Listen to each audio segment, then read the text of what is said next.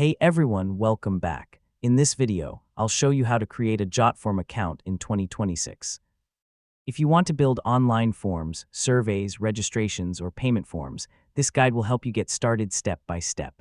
First, open your web browser and visit the official Jotform website.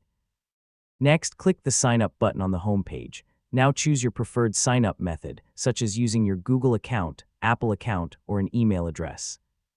Next, if you're signing up with email, enter your name, email address, and create a strong password.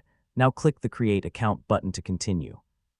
Next, check your email inbox and verify your email address if Jotform asks for confirmation. Now sign in to your new Jotform account using your credentials. Next, complete the welcome setup by selecting how you plan to use Jotform, such as for business, education, or personal projects. Now access your Jotform dashboard, where you can create forms, manage submissions, and explore available templates. Finally, create your first form or browse the template library to start building forms more quickly. And that's it. You've successfully created a Jotform account. You're now ready to build professional online forms with ease. And don't forget to like, share, and subscribe for more helpful tutorials.